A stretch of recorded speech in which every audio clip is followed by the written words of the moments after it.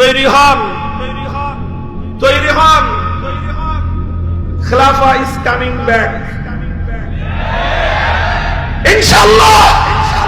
খেলাফা আসছে, যুদ্ধ করা, প্রতিহত করার শক্তি দুনিয়ার কারো হবে না, কেউ পারবে না।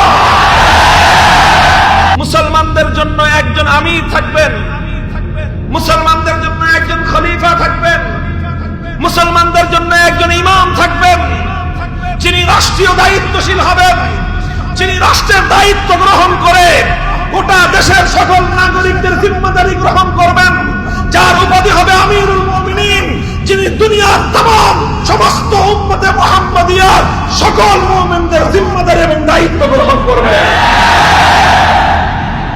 এটা হলো বায়াত আলাল খিলাফা, এটা হলো বায়াত আলাল খিলাফা। বায়াত আলাল খিলাফার মধ্যে আবার দুইটা স্তর রয়েছে। কয়টা স্তর? দুইটা স্তর। খুব ভালো করে বোঝার জিনিস এটা। বায়াত আলাল খিলাফা এটা দুই পর্বে অনুষ্ঠিত হয়। একটা হয় খেলাফতের জন্য বায়াত আলা ইকামাতিল খিলাফা, আরেকটা হলো বায়াত আলা ইতাআতিল খিলাফা।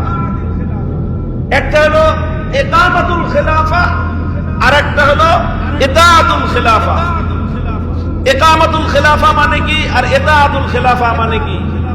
এটা বর্তমান সময়ে উম্মতের উলামাদের জন্য, উম্মতের দ্বীনদার তবকার জন্য, যারা ইসলামকে পালন করতে চায় তাদের জন্য বর্তমান সময়ের অত্যন্ত গুরুত্বপূর্ণ একটা জরুরি মাসআলার আলোচনা করতেছি। তৈরি হন, তৈরি হন। খেলাফা ইজ কামিং ব্যাক ইনশাআল্লাহ। খেলাফা আসছে, যুদ্ধ করা, প্রতিহত করার শক্তি দুনিয়ার কারো হবে না, কেউ পারবে না।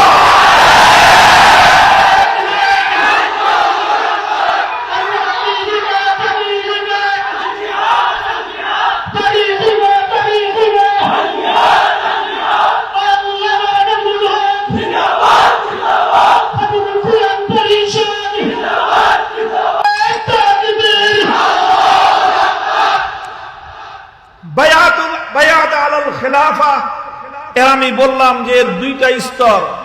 এর প্রথম স্তর হলো বায়াত আলা ইকামাতিল খিলাফা, আর দ্বিতীয় স্তর হলো বায়াত আলা ইতাআতিল খিলাফা। ইকামাতুল খিলাফা কাকে বলা হয়?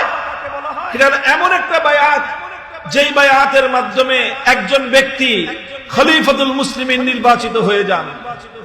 এমন একজন ব্যক্তি যিনি আমিরুল মুমিনিন, ইমামুল মুসলিমিন নির্বাচিত হয়ে যান, যেই বায়াতের মাধ্যমে সেটাকে বলা হয় বায়াত আলা ইকামাতিল খিলাফা।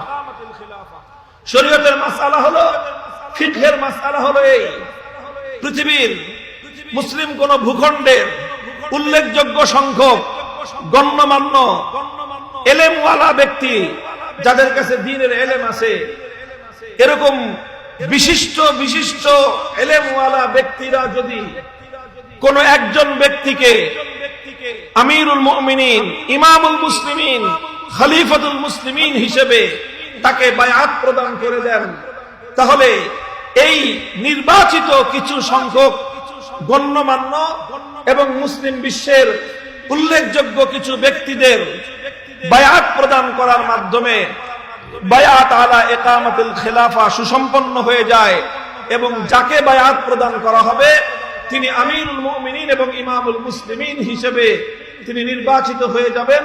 ইসলামী শরীয়তের দৃষ্টিতে তিনি আমিরুল মুমিনিন হিসেবে গণ্য হবেন। তিনি যখন আমিরুল মুমিনিন হিসেবে গণ্য হয়ে গেলেন, তিনি যখন ইমামুল মুসলিমিন হিসেবে শরীয়তের দৃষ্টিতে প্রতিষ্ঠিত হয়ে গেলেন, তখন অন্যান্য মুসলমানদের জন্য বায়াত আলা ইতাআতিল খিলাফা ওয়াজিব হয়ে যায়।